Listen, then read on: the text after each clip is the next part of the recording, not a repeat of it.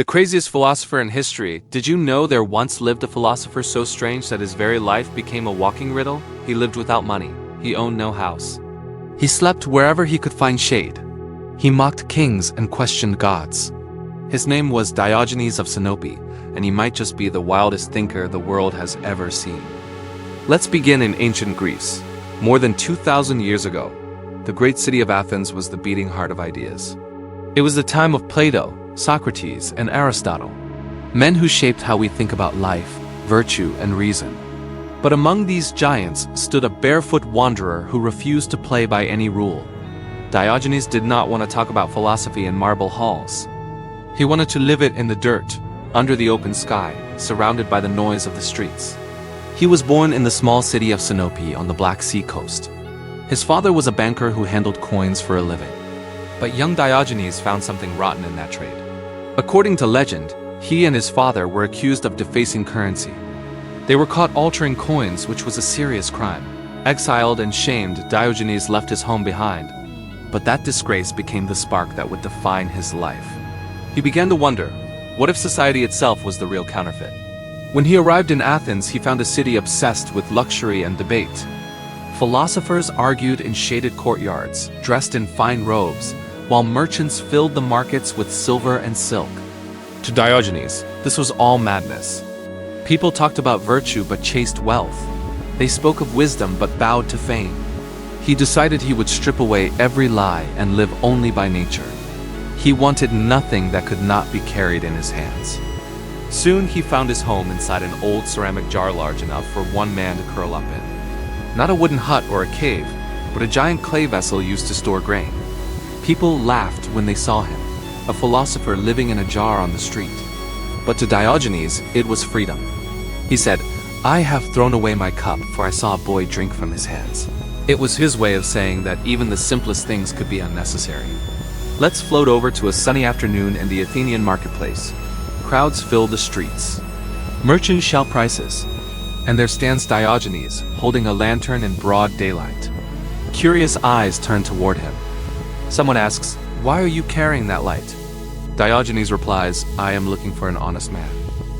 The people laugh, thinking he is joking, but he isn't. He means it. For him, truth was rarer than gold.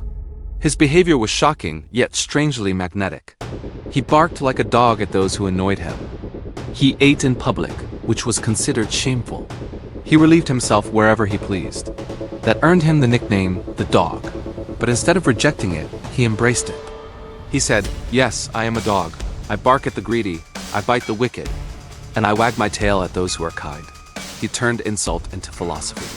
Plato once described man as a featherless biped. Diogenes heard this and brought a plucked chicken into Plato's school, shouting, "Behold Plato's man!" The students were stunned. Plato was humiliated. Diogenes didn't do this for fame. He did it to show how words can lose meaning when they drift away from real life. To him, philosophy was not a performance. It was a test of the soul. At night, when Athens fell silent, Diogenes would lie in his jar and think. The stars above him, the cold stones beneath. He asked himself why people lived as prisoners of desire. Why they worked endlessly to buy things they didn't need.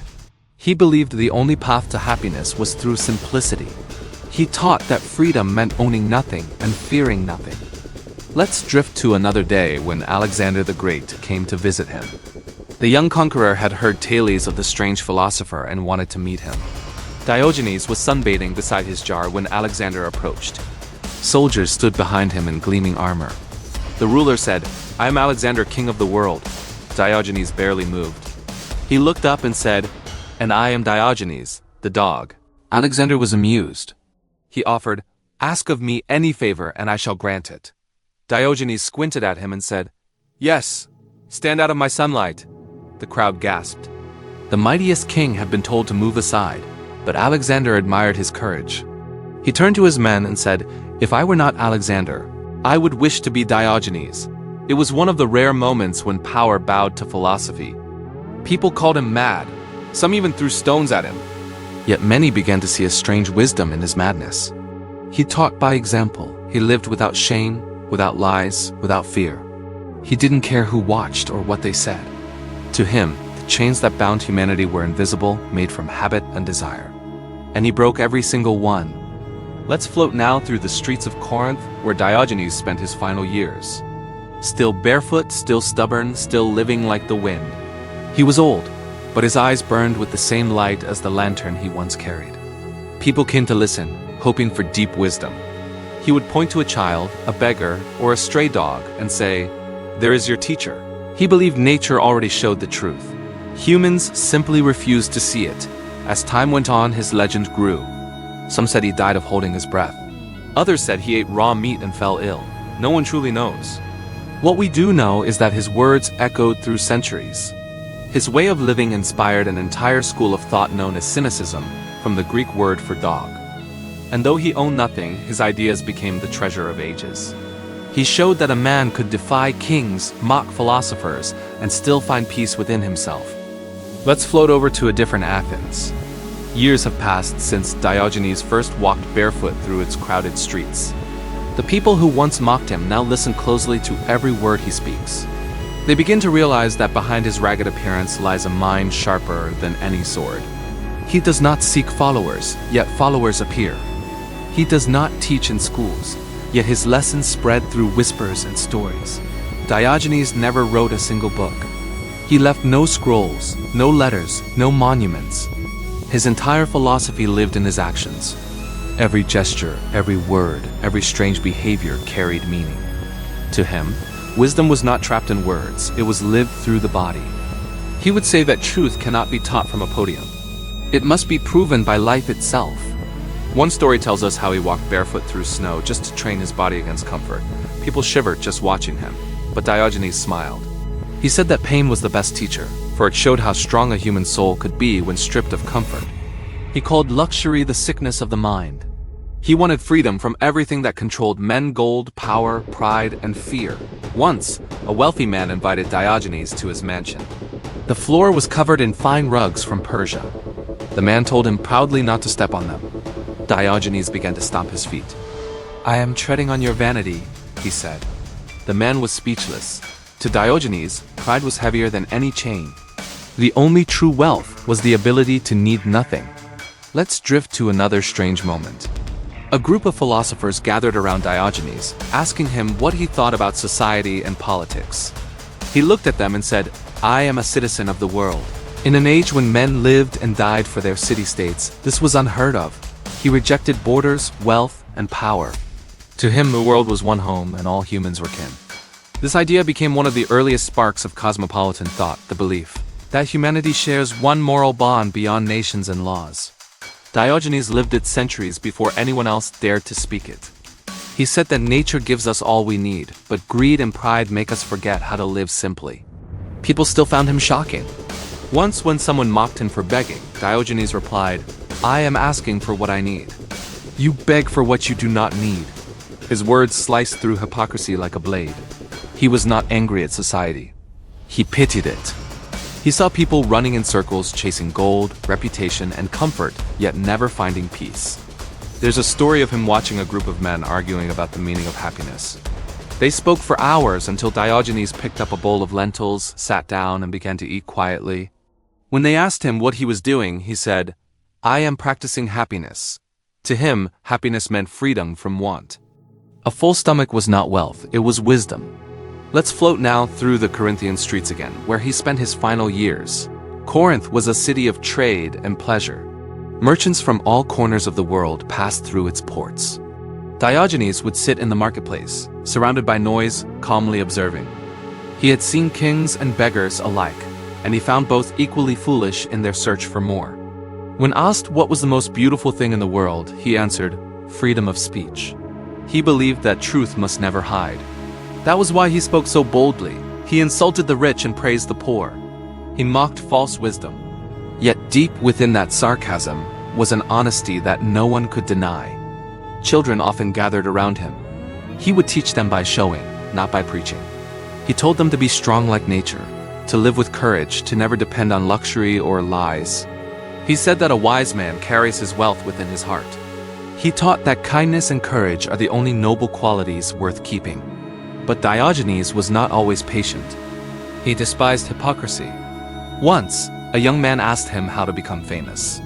Diogenes spat and said, "By doing something worthy instead of asking how." His lessons were raw, unpolished, but full of fire. He forced people to look at their reflection in his words. Let's float over to one final meeting between Diogenes and Plato. Plato had described Diogenes as Socrates gone mad. It was not an insult, it was an observation. For Diogenes lived the wild version of Socratic philosophy. He didn't just question the world, he abandoned it. Where Socrates asked, Diogenes acted. He wanted to prove that philosophy meant nothing if it did not change how one lived. Plato's school attracted noble students dressed in fine robes. Diogenes' classroom was the street, filled with dust and laughter. He once saw a boy drinking from his hands and immediately threw away his own cup. He saw a child walking barefoot and gave up his sandals. Every moment taught him that less was more. That truth lay not in words, but in action. People often debated whether Diogenes was wise or mad. To him, it made no difference. He said, "The masses laugh at me now, but perhaps they are the ones asleep." In a sense, Diogenes lived as a mirror reflecting the foolishness of mankind back at itself. Let's drift to his final sunset. He was old and frail, his body weak, but his spirit untouched. He was sitting near his jar, watching the sky turn gold. A young man asked him what he wanted for his burial. Diogenes smiled and said, "Throw me outside the city walls, so wild beasts may feast on me." The young man was shocked. "Would that not offend you?" Diogenes replied, "Then give me a stick so I may drive them away." The man said, "But you will not feel anything." Diogenes nodded. "Then why care what happens to me?" His words were strange, but they carried deep peace. He had truly let go of fear, even the fear of death. Some say he passed away soon after that, sitting in the sun. When the people of Corinth heard of his death, they built him a monument shaped like a dog, loyal, fearless, and free. It stood as a symbol of the man who barked at hypocrisy and chased truth through the streets of Greece. Let's float now beyond ancient Greece. Centuries have passed since Diogenes wandered through the sunlit streets of Athens with his lantern. Empires have risen and fallen. New philosophies have been born. Yet the echo of that wandering madman still lingers through time. His words, though few were ever written down, inspired generations who saw in him something pure, something untamed. After his death, his students continued to carry his ideas. They called themselves Cynics, from the Greek word *, meaning dog-like. It was not an insult but a badge of honor. They lived simply, rejected luxury, and spoke truth without fear. They believed happiness came not from gold or comfort, but from freedom and virtue. For them, the life of Diogenes was not madness. It was the perfect example of human courage, the kind that defied the world's illusions. Let's drift through the Roman era. The Cynics had spread across the empire. Some preached in marketplaces, others in temples. Their message was always the same: live by nature, not by greed. Even mighty Rome, with its marble palaces and glittering wealth, could not silence their voice. The great Stoic philosophers like Seneca and Epictetus drew inspiration from Diogenes. They built upon his ideas, shaping them into something calmer but still filled with the same flame. Epictetus once said, "If you wish to be free, wish for nothing that depends on others." It was a direct reflection of Diogenes' spirit. The Stoics admired his strength, the way he faced poverty, insult, and loneliness without fear. They softened his raw defiance into a more structured wisdom, but his wild core remained. Let's float further ahead into the Middle Ages. The world had changed. Kings ruled through divine right. The church commanded thought. Yet even in those quiet centuries, the ghost of Diogenes haunted philosophy. Some monks and mystics began to live lives of deep simplicity, rejecting wealth and comfort. They sought purity of the soul through denial of the world.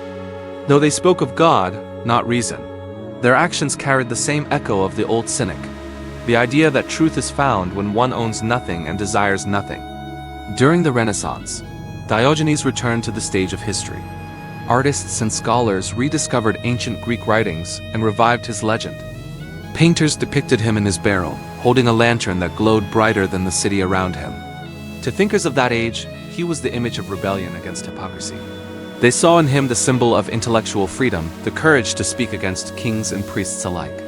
Philosophers of later centuries began to see Diogenes not as a beggar but as a revolutionary. He lived before democracy had matured, before liberty had a name, yet he embodied both. He rejected all forms of social chains and dared to live by his own truth. When others bowed before wealth, he stood tall in poverty. When others feared death, he laughed at it. Let's drift to the Enlightenment era. The world began to question authority. Writers like Rousseau spoke of the noble savage, the idea that man is pure before society corrupts him. That was Diogenes' belief centuries earlier. He had shown that civilization often hides truth under layers of comfort and greed. He lived to strip those layers away. As time rolled forward, even modern thinkers began to draw from his strange wisdom. Friedrich Nietzsche admired his defiance.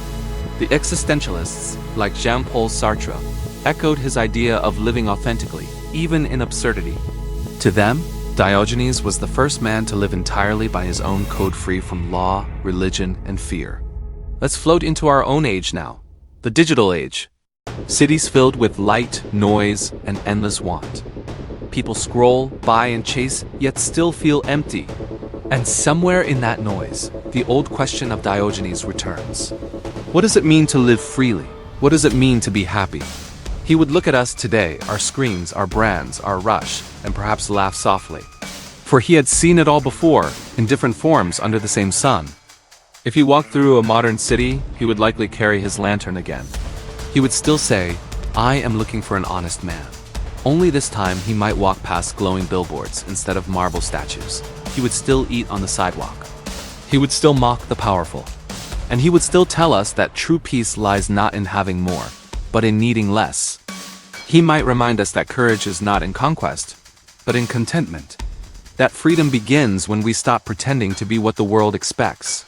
He would tell us that honesty is worth more than comfort. That a single truth spoken openly is stronger than an empire built on lies. Let's drift one last time back to that image of him sitting by his jar under the bright Athenian sun.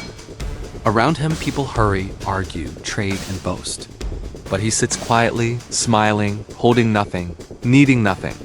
A man at peace with the earth, with himself, with all that is. His story reminds us that wisdom does not always wear fine clothes or speak in polished words.